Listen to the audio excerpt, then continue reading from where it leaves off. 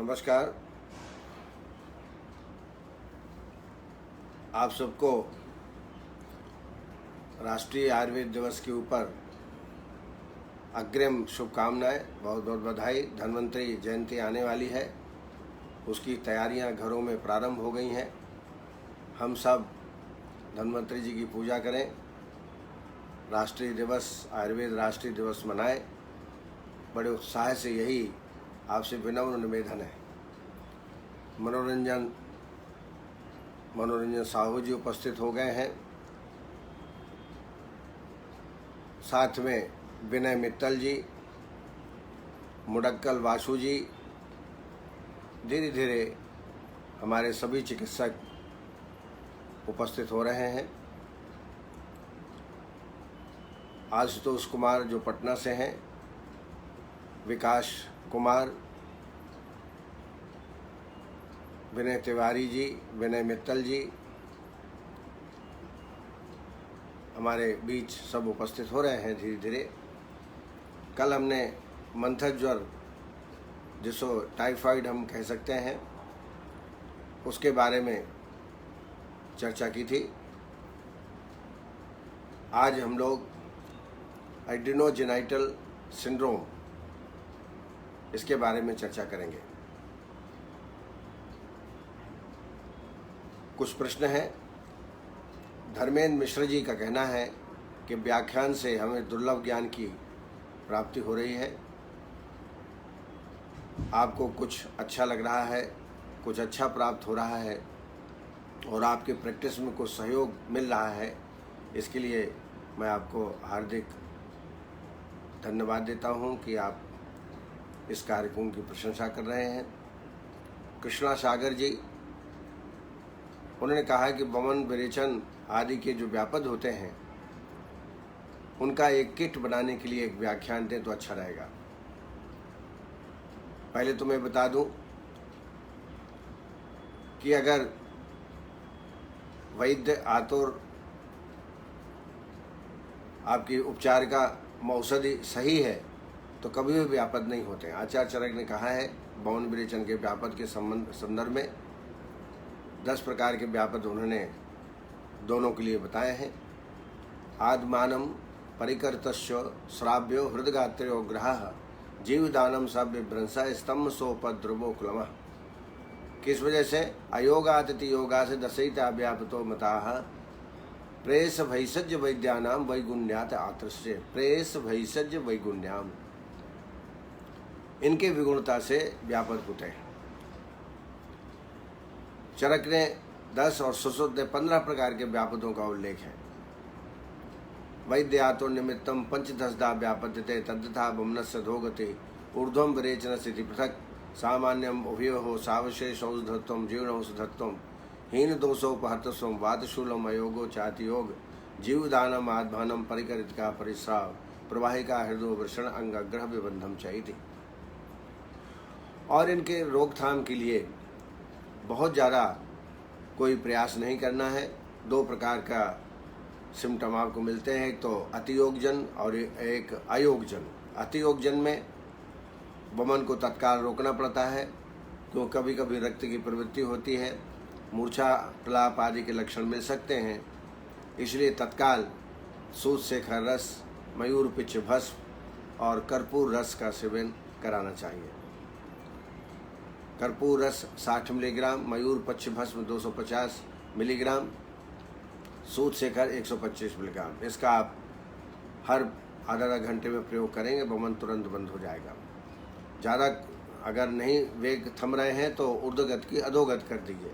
हल्का विरेचक द्रव्य दे दीजिए, अमलतास है या एरंड हरित की है, इसको दे दें तो वमन शांत हो जाते हैं। विरेचन यदि अधिक हो रहा है और पानी जैसा निकल रहा है, पेशेंट को कमजोरी लग रही है, इलेक्ट्रोलाइट बैलेंस बहुत गड़बड़ा गए हैं, तत्काल विरेचन को भी बंद करना पड़ेगा। इसके लिए गंगाधर चूर्ण, कुटज घनबटी या कर्पूर रस का प्रयोग हम अतिसार को नाशन के लिए कर सकते हैं।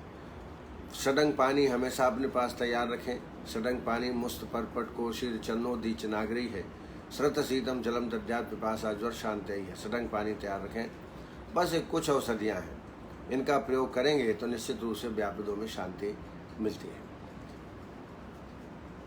स्नेहन के व्यापद तंद्रा शोध क्लेश ना हो, जुरो स्तंभो विसंगता, कुष्ठानि कंडु पानुत्तम सोफा अरसान से अरुचित तथा, जाठराम गृहिणी दोषा स्तमित वाक निग्रह, शूलम आम प्रदोषा जायंते स्नेह विभ्रमात। यहाँ उष्ण जल का सेवन यदि करें तो सारे व्यापद शांत हो जाते हैं। कहने का तात्पर्य है कोई बहुत बड़ी कठिनाई नहीं है। पहली बात तो व्यापद होना ही नहीं चाहिए, और यदि व्यापद हो जाते हैं तो उनकी चिकित्सा भी बहुत सरल है। डॉक्टर चरित मूर्ति, उनका कहना है कि इन व्याख्यानों से हमें प्रैक्टिस में अच्छा लाभ पहुंच रहा है, प्रैक्टिस में सहायक हो रहे हैं ये आपके व्याख्यान। यह जानकर मुझे अत्यंत प्रसन्नता हुई। इसी प्रकार आप सुनते रहें और उत्साहवर्धन करते रहें। डॉक्टर मनीषा भगत, उनका कहना है कि रक्त दृष्टि है और HLA-B27 पॉजिटिव है, पेन इन जॉइंट और हील में अधिक वेदना है। जॉइंट में तो है ही, लेकिन जो हील है, एड़ियाँ हैं, वहाँ ज़्यादा वेदना है। तो आपको पहले बताऊं कि HLA-B27 से इसका कोई मतलब नहीं है। रक्त दृष्टि में भी HLA-B27 बढ़ता है, ऐसा नहीं है।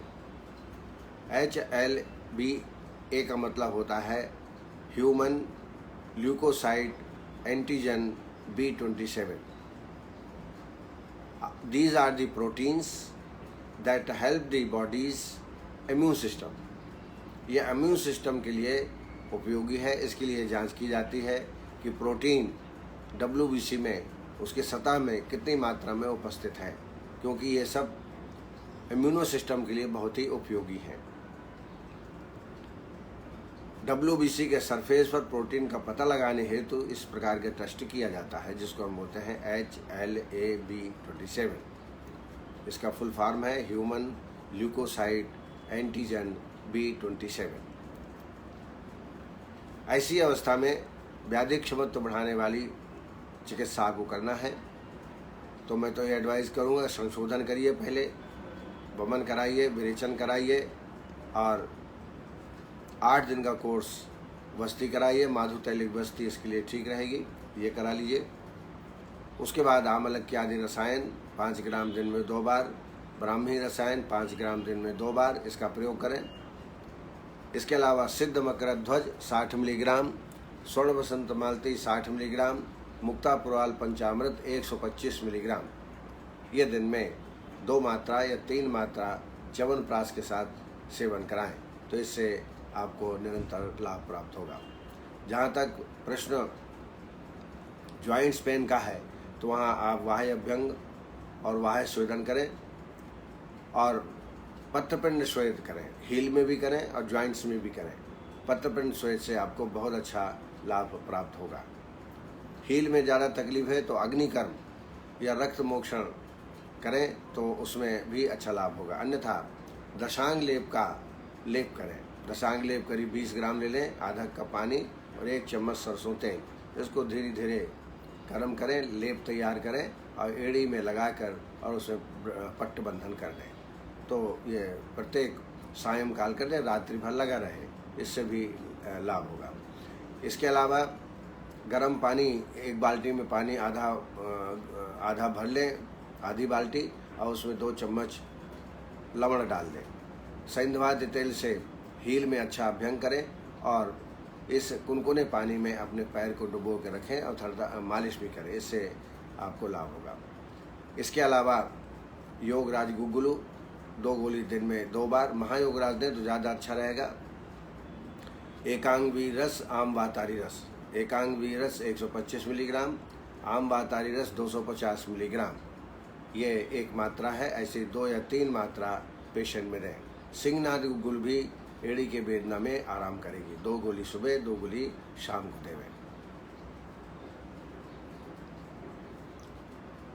Doctor Brajesh Mishra, VDRL positive हो तो क्या ट्रीटमेंट करें? ये निश्चित है, ये आप जानते ही हैं, सेक्सुअल ट्रांसमिशन से ये व्याधियाँ पैदा होती हैं, विनरल डिसीज़ कहा जाता है इनको, और इनको समय पर ट्रीटमेंट नहीं किया जाए तो आगे चलकर 3rd और 4th स्टेज में नर्वस सिस्टम को प्रभावित कर और अनेक प्रकार के व्यापक की उत्पत्ति करते हैं।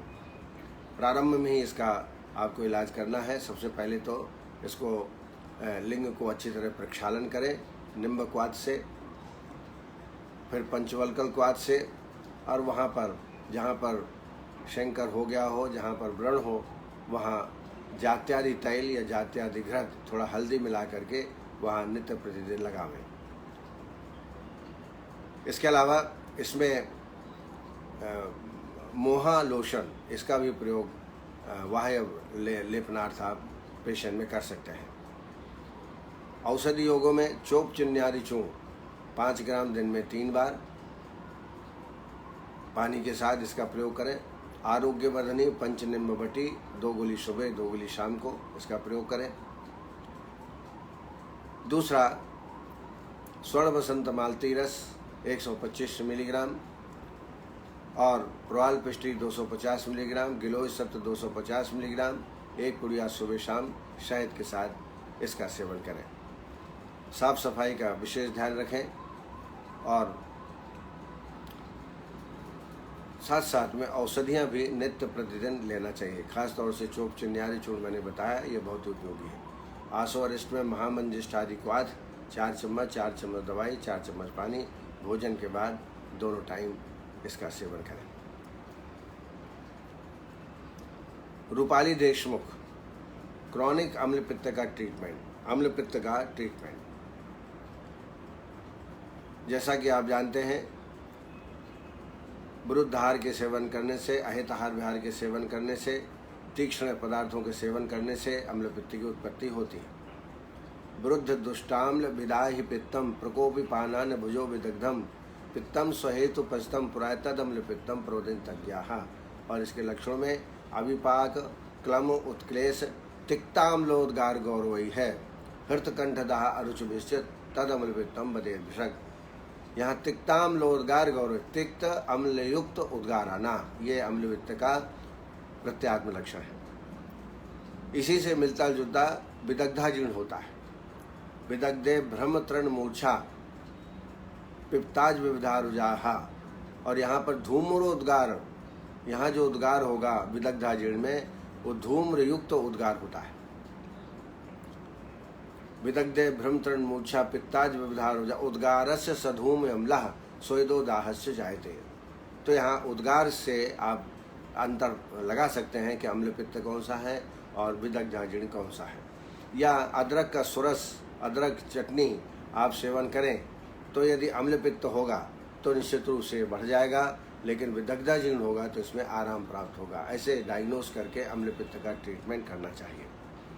निश्चित रूप से अम्लपित्त में आपको संशोधन चिकित्सा कराना है। संशोधन चिकित्सा से लाभ होगा।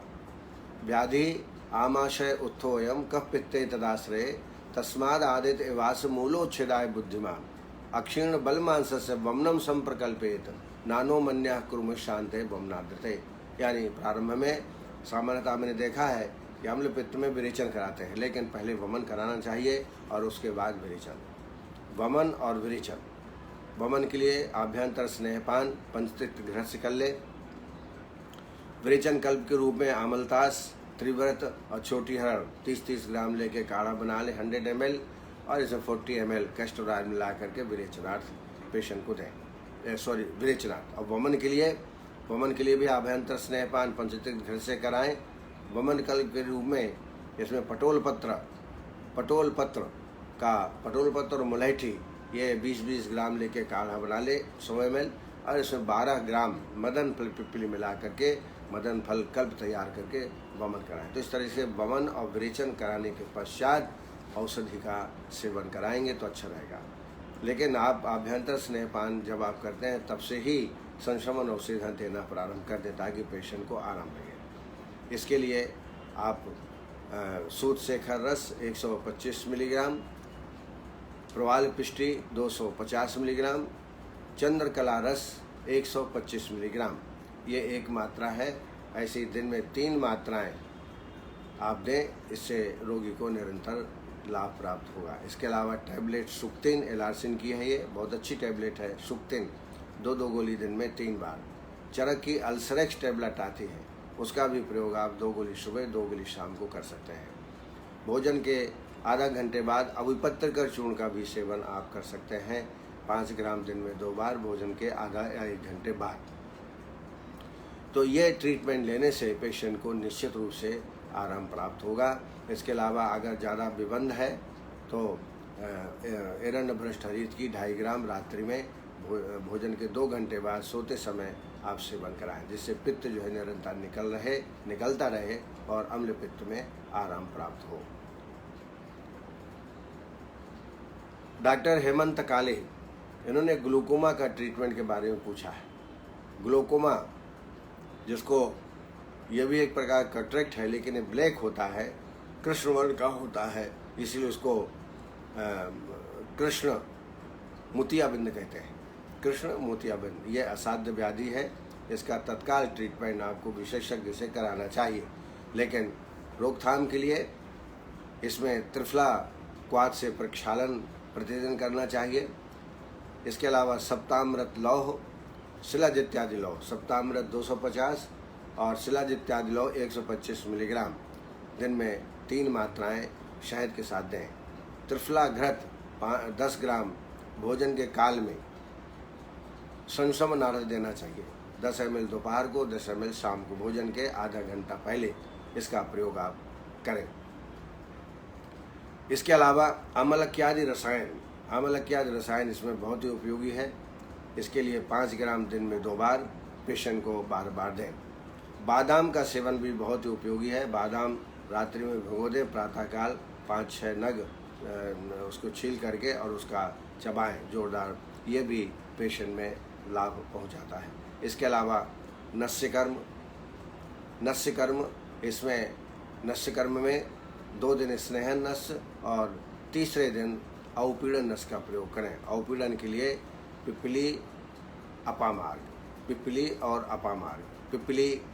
और अपामार्ग के चूर्ण को बारीक चूर्ण कर लें, 2 चम्मच लेकर के थोड़ा पानी में मिला के रख लें 1 दिन पहले। जिस दिन आपको नस्य देना है प्रातःकाल उसको छाने मसलें और 6 से 8 बूंद की मात्रा आप दोनों नासा में डालें। तो इस प्रकार 2 दिन स्नेहनस वचा तैल से 4 बूंद और प्रत्येक तीसरे दिन अवपीड़न नस का प्रयोग करें, और इस तरीके से 21 दिन के प्रयोग से पेशेंट को लाभ प्रारंभ हो जाता है। इसके अलावा नेत्रधारा ये भी बहुत उपयोगी है। नेत्रधारा, आश्चोतन, नेत्रधारा और नेत्रधारा में आंख बंद करके धारा डालते हैं और आश्चोतन में आंख खुली होकर के धारा डालते हैं। इसमें त्रिफला घृत का, शतावरी घृत का प्रयोग आप पेशेंट में धारा के रूप में कर सकते हैं।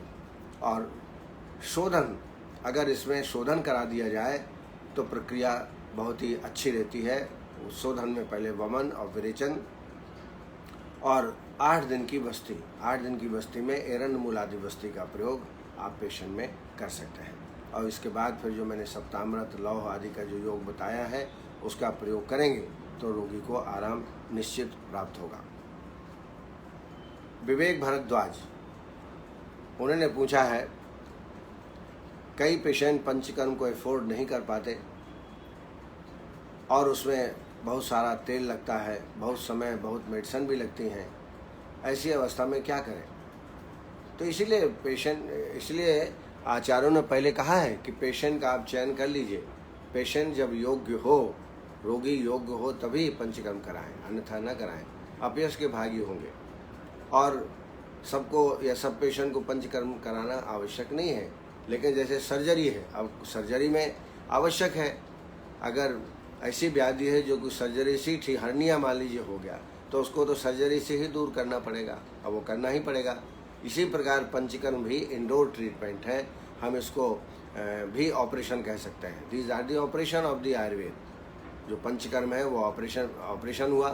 प्री ऑपरेटिव मेजर्स स्नेहन स्वेदन और पोस्ट ऑपरेटिव मेजर जो संसर्जन को हम कराते हैं, this is also type of panchakarma operation. तो वो तो कराना ही पड़ता है, लेकिन पेशेंट को देख करके, जैसे पेशेंट कहा है कि अनपवाद अप्रतिकारस्य अधनस्य अपरिचारिकस्य वैद्यमानी नश्चंडस्य असूयिकस्य तीव्र धर्मरुचैः अतिक्षीण बलमांस शोणितस्य असाध्य रोगोपहतस्य मुमूर्षलिंगवानी तस्य इति, ऐसे लोगों को पंचकर्म न कराएं। सिद्धि स्थान में कहा है चंडा सायस्को भीरु कृतघ्नो व्यग्र एवजा सदराज भिजाम दुष्टा तद्दुष्टा शोक पीड़िता यादृच्छको मुमूर्षश्च विहीना करणयैष्या वैरी वैद्य विदग्धस्य श्रद्धाहीन सुसंगिता भिजाम अविधेयस्य नोपक्रमाभिषग्धा एतान उपचन वैदो बहुन दोषान वाप्नुयात्। तो अधनस्य है अपरिचारिकस्य, उनके साथ कोई नहीं है, वो कुछ कर नहीं सकते हैं, ऐसे व्यक्तियों को पंचकर्म न कराएं, नहीं तो अपयश के भागी बने। पंचकर्म उसी को कराएं जो समर्पित व्यक्ति हो और उसका अच्छी तरह काउंसलिंग किया गया हो, पेशेंट अच्छी तरह कर सकता है, क्योंकि उसमें आभ्यंतर स्नेहपान कराना है। पहले दिन 30 ml फिर 60 ml, पेशेंट मना कर देता है कई बार, मैं घी नहीं पीऊँगा, लेकिन ऐसे ही पेशेंट को चले। और जो पेशेंट क्रॉनिक होते हैं, डिसीज़ उनको बहुत तकलीफ देती है, तब तो वो कहते हैं डॉक्टर कि सर आप जो भी कराएं हम करने को तैयार हैं। ऐसे पेशेंट का चयन करें। पंचकर्म का महत्व तो अलग है ही है। जब आप पंचकर्म नहीं कराते हैं तो संशमन ट्रीटमेंट से भी आप पेशेंट को ठीक कर सकते हैं, लेकिन संशोधन कराने का तो एक अलग ही महत्व है। दोषाः कदाचित कुप्यन्ति जिता लंघन पाच नहीं है जिता संशोधन येषु न तेषां पुनर्भवा दोषाणां च द्रुमाणां च मूले अनुपते सति रोगाणां प्रसवानां च गतानाम गतिर्ध्रुवा। तो पंचकर्म के बहुत फायदे हैं। पेशेंट को चयन करके एवं विशुद्ध कोष्ठस्व कायाग्नि अभिवर्ते व्याधिश्चो विशाम्यन्ति प्रकृतिश्चानुवर्ते इंद्रियाणि मनोबुद्धि वर्णश्चास प्रसीदति बलम पुष्टिरपत्यम च भ्रष्टाचार जायते जरा कृक्षेण लभते चरम जीवात्य नामयाः तस्माद संशोधन सम्यक आयुषा इंजते चरम। यानी शोधन कराना, पंचकर्म कराना बहुत आवश्यक है, पर पेशेंट को चयन करके योग्य व्यक्ति को, योग्य पेशेंट को ही आप पंचकर्म कराएं, तभी आपको लाभ प्राप्त होगा। हमारे साथ हमारे नित्य प्रतिदिन जुड़ने वाले चिकित्सक हैं doctor Vikesh Mahajan, doctor Aditi Tripathi, doctor Harjeet Singh, doctor Balvinder Singh, doctor Sonal Patel ji, Bhanu Pratap Singh Yadav ji, doctor Usha Tabhani, doctor KN Gangwar, doctor Rajneesh Sharma, doctor Nirmala Swal, जो हमेशा कार्यक्रम से जुड़ती हैं और शंका कुशंकाओं को फ़ोन के द्वारा, टेलीफोन के द्वारा वो पूछती रहती है। मुझे बड़ा अच्छा लगता है जो चिकित्सक को शंका उनको उत्पत्ति है और वो शंका का निवारण करना चाहते हैं, तो ज़रूर पूछें, प्रयास करूंगा कि आपको संतोष मिले।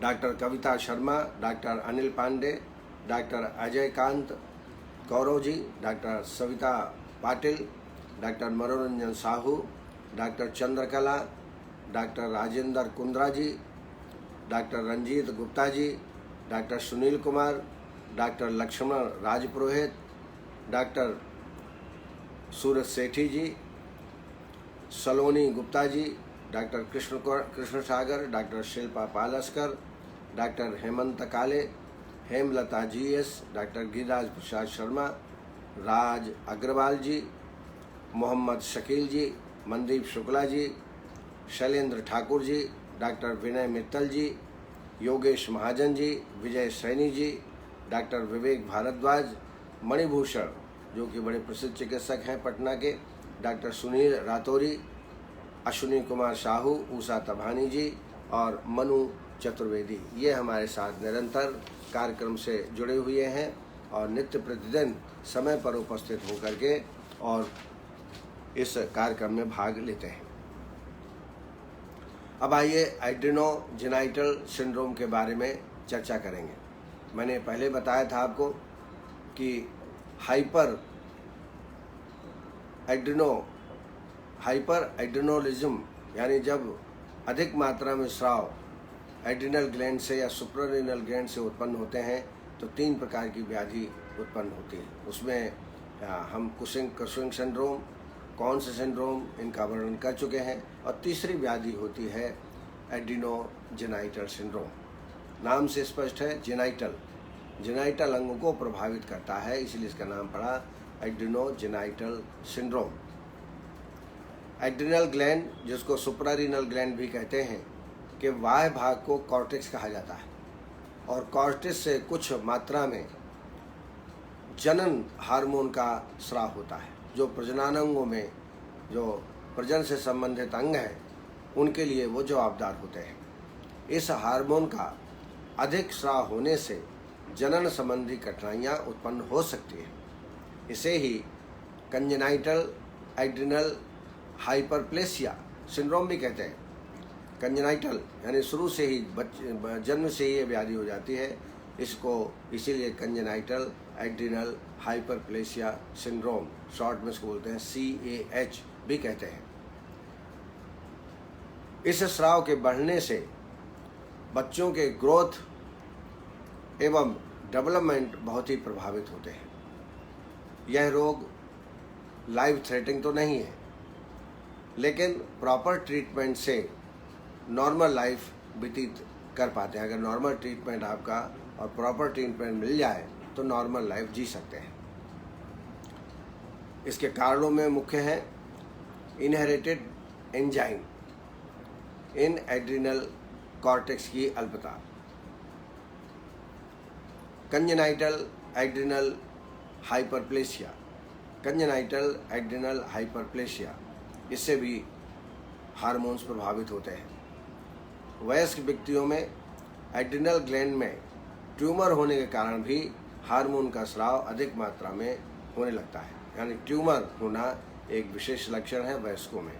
वो यदि हो जाए तो जो एड्रिनल ग्लैंड का कॉर्टेक्स से निकलने वाला हार्मोन है उसकी मात्रा बढ़ जाती है और उसके कारण एड्रिनोजेनाइटल सिंड्रोम नामक रोग उत्पन्न हो जाता है। इसके लक्षणों में एड्रिनोजेनाइटल सिंड्रोम के लक्षण व्यक्ति के आयु एवं लिंग पर निर्भर करता है। उसकी आयु कितनी है, लिंग कौन सा है, उसके अनुसार से पेशेंट में लक्षण उत्पन्न होते हैं। स्त्री शिशु के बाह्य जननांग विकृत हो जाते हैं। बच्चों में सामान्य अवस्था से पूर्व ही तरुण अवस्था, प्यूबरिटी अवस्था जिसको कहते हैं, वो उत्पन्न हो जाती है। लिंग का अधिक बड़ा हो जाना, वयस्क स्त्रियों में दाढ़ी मूछ का उगाना, रजस्राव में कमी, ऐसे बहुत पेशेंट मिलते हैं कि स्त्रियों में दाढ़ी मूछ उत्पन्न हो जाते हैं। वो इसी हार्मोन के बढ़ने के कारण होता है, जिसको हम एड्रिनोजेनाइटल सिंड्रोम कहते हैं। तो इस तरफ भी जब चिकित्सा करें तो आपको ध्यान देना चाहिए। ऐसी अवस्था में रजस्राव में कमी हो जाती है, रजस्राव ढंग से नहीं आता, बहुत कम मात्रा में आता है और इसी को बोलते हैं ओलिगोमेनोरिया। अगर ओलिगोमेनोरिया किसी को है तो आपका ध्यान एड्रिनोजेनाइटल सिंड्रोम पर जाना चाहिए। आवाज़ में भारीपन, बच्चा है छोटा लेकिन आवाज़ जैसे लगे कि वयस्क की आवाज़ बोल रहा है, भारीपन आवाज़। और स्त्रियों के क्लाइटोरस के आकार में वृद्धि हो जाती है। जैसे बताया पुरुषों बच्चों में लिंग बड़ा हो जाता है अपेक्षाकृत, इसी प्रकार स्त्रियों में क्लाइटोरस की आकार में वृद्धि हो जाती है। पुरुषों में स्त्रियों के समान लक्षण भी उत्पन्न होने लगते हैं। है वो पुरुष लेकिन लक्षण स्त्रियों के समान उत्पन्न होने लगते हैं। ये एड्रिनोजेनाइटल सिंड्रोम के मुख्य लक्षण जो मैंने आपको बताए। इसके अलावा जब हम चिकित्सा करते हैं तो सबसे पहले निदान परिवर्जन, ऐसा आहार विहार लेवे जो तीक्ष्ण न हो, तली मली चीज़ें ज़्यादा न हो, समुचित दिनचर्या होनी चाहिए, पथ्य का सेवन और मेंटल टेंशन, ये बहुत ही एक सामान्य लक्षण है जो कि होता है सारे पेशेंट में। तनाव मुक्त रहना चाहिए और लाक्षणिक चिकित्सा, जैसे लक्षण उत्पन्न हो वैसे ही उसकी चिकित्सा आपको करना चाहिए। लेकिन हार्मोनल डिस्टर्बेंस कहीं भी हो, हाइपर हो या हाइपो हो, उसमें संशोधन कराना बहुत आवश्यक है। तो ऐसे पेशेंट में वमन, विरेचन और वस्ती, ये तीनों का प्रयोग करें। वस्ती में माधुतैलिक वस्ती, एरंडमूल आदि वस्ती, युक्त रक्त वस्ती, बल्य वस्ती, रसायन वस्ती का प्रयोग आप ऐसी अवस्था में आप कर सकते हैं। यापन वस्तियाँ आचार्यों ने वर्णन की हैं, उनका भी प्रयोग आप करा सकते हैं, लेकिन वमन विरेचन कराने के बाद वस्ती का प्रयोग करना चाहिए। इसके अलावा सर्वांग अभ्यंग, सर्वांग स्वेदन भी करें। अगर संभव हो तो शिरोधारा, शिरोतर्पण, चाहे आप जो है पिचु धारण से करें या अभ्यंग करें, नहीं तो शिरोधारा या शिरोवस्ति भी पेशेंट में कराई जा सकती है। इसके अलावा अश्वगंधा चूर्ण और गोक्षुर चूर्ण ये 100-100 ग्राम लेके बारीक चूर्ण करके रख लें। 1 चम्मच सुबह और 1 चम्मच शाम का इसका प्रयोग पानी के साथ आप करें। अर्क मकोए का अर्क इसमें बहुत अच्छा लाभ करता है। 10 ml थ्राइस ए डे या ट्वाइस ए डे का प्रयोग आप करें। इसके अलावा आमलक की आदि रसायन 5 ग्राम दिन में 2 बार। शुद्ध शिलाजीत 500 मिलीग्राम आधा कप दूध में भिगो करके सुबह शाम, ये घुलनशील है, गर्म दूध में वो घुल जाता है, सुबह और शाम का इसका प्रयोग करें। इसके अलावा ब्रह्म रसायन का प्रयोग 5 ग्राम इनका प्रयोग करें। और साथ में प्राणायाम, योगासन ये जरूर करें। ध्यान लगाना, मेडिटेशन, सूर्य नमस्कार कम से कम आधा घंटा इस प्रकार के जो योगा है वो करना चाहिए। किसी अच्छे टीचर से सीख लें। और जितने भी डक्टलेस ग्लैंड्स की बीमारियां हैं उन सब में ये योगा का एक बहुत बड़ा महत्व है। दिनचर्या अपनी सुधारें, दिनचर्या के साथ साथ प्राणायाम नियमित रूप से करें तो निश्चित रूप से इस रोग से छुटकारा प्राप्त कर सकते हैं। आज इतना ही, मैं अपनी वाणी को यहाँ विराम देता हूँ। कल फिर आपसे मुलाकात होगी, तब तक के लिए बहुत बहुत धन्यवाद। नमस्कार, जय आयुर्वेद।